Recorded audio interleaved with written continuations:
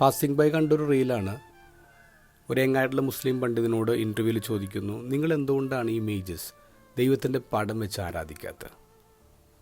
ഈ മുസ്ലിം പണ്ഡിതൻ പറഞ്ഞു, ഒരു മിനിറ്റ് എനിക്ക് താ. എന്നിട്ട് അദ്ദേഹം മൊബൈലിൽ ഒരു ഫോട്ടോ എടുത്തു. എന്നിട്ട് പറഞ്ഞു, നിങ്ങളുടെ ഫോട്ടോ എൻ്റെ മൊബൈലുണ്ടോ നോക്കിയേ. ഇപ്പോൾ ഇൻ്റർവ്യൂ ചെയ്ത ആൾ നോക്കുമ്പോൾ അത് ആളുടെ ഫോട്ടോ അല്ല. അയാൾ പറയും, ഇതെൻ്റെ ഫോട്ടോ അല്ല, ആൾ മാറിപ്പോയി. അപ്പോൾ പണ്ഡിതൻ പറയും, നിങ്ങൾക്ക് സങ്കടമായില്ലേ? നിങ്ങളുടെ ഫോട്ടോ മാറിപ്പോയപ്പോൾ അത് നിങ്ങൾ ഹേർട്ട് ചെയ്തില്ലേ? അങ്ങനെയെങ്കിൽ ദൈവത്തിന് എന്തുമാത്രം ഹേർട്ട് ചെയ്തിട്ടുണ്ടാവും?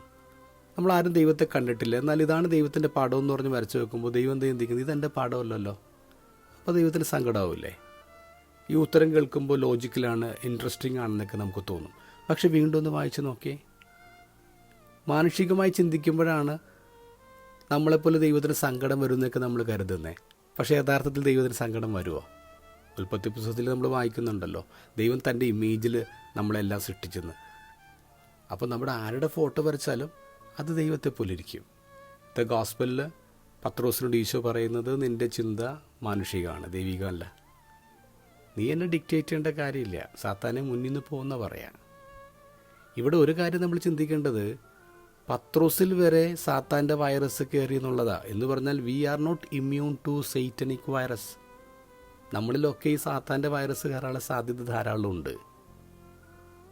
നമ്മുടെ മാനുഷികമായ ചിന്ത കൊണ്ട്, വികാരങ്ങൾ കൊണ്ട് നമ്മൾ ദൈവത്തിൻ്റെ ചിത്രങ്ങൾ വരയ്ക്കരുത്. ദൈവത്തെ നമ്മൾ ഡിക്റ്റേറ്റ് ചെയ്യരുത്.